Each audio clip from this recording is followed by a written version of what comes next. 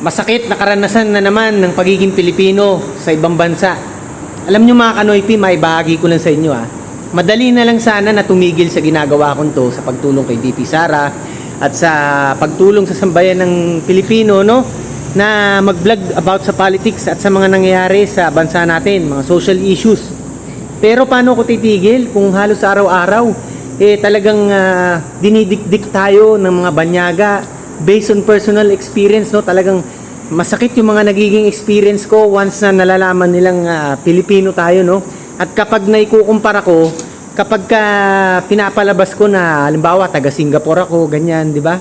Ang layo talaga ng difference. Ito, may nangyari yun dun sa pinasukan kong hotel, no? Dun sa ini-stayan ko. Nagkamali ako dahil na lagay ko dun sa booking ko na Singapore, no? Yun ang nationality. Nagkamali lang ako, hindi ko sinasadya. Ngayon, sa dinami-dami ng mga hotel kong napupuntahan dati pa, wala ni isa na hindi nanghingi sa akin ng passport. Dahil nilalagay ko lagi Philippines, no? Mula pa dati. So, hinihingi nilang passport ko. Akala ko yun ang normal process, no? Pero this time, dahil nga nagkamali ako, Singapore yung nilagay ko. Aba, talagang hindi na hiningi ang passport, wala na. Basta yun lang, tinanong lang yung pangalan ko tapos okay na, hindi na kailangan i-check nila at hindi na kailangan yung background check, di ba? Tulad nung ganyan nga, yung check pa nila yung original passport at mga dokumento. Ibig sabihin mga Kanoypi, napakalaki ng kanilang tiwala sa mga Singaporean o sa bansang Singapore. Pero pagdating sa salitang Pilipinas, o kapag ikaw ay nalaman nilang Pilipino, baba agad ang tingin sa'yo, ganyan o gabutil, gamunggo. Ganyan kasakit ang experiences na nararanasan din ng maraming OFW sa ngayon. Ayaw lang nila umamin.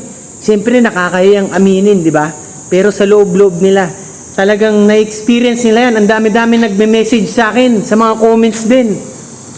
So itong isa sa mga dahilan bakit patuloy ako lumalaban sa aking sinusulong ng mga adhikain, no? At para nga mabalitaan ko din kayo at ma-inform ko din kayo ayon sa aking mga nalalaman, no? Na mga facts at walang mga fake news tayo, di ba? Yan ang sinisigurado ko. Maghanap kayo kahit isang fake news na sinabi ko mula pa nun, di ba? Wala kasi. Yan ang talagang nagbibigay ng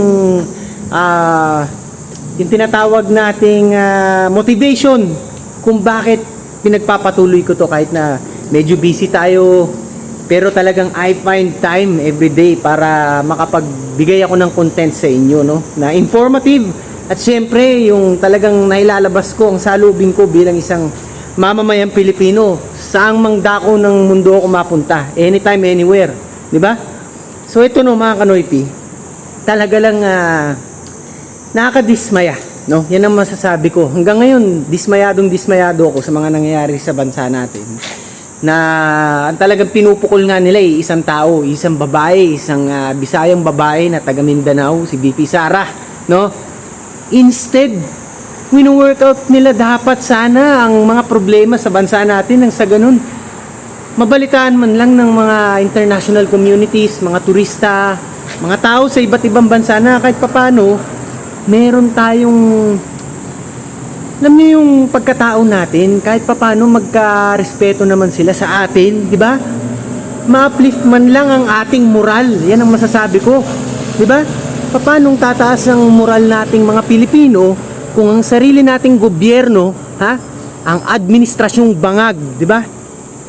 Talagang nag-exemplify ng katulong gisa, nababalitaan nila yan araw-araw sa internet pa lang.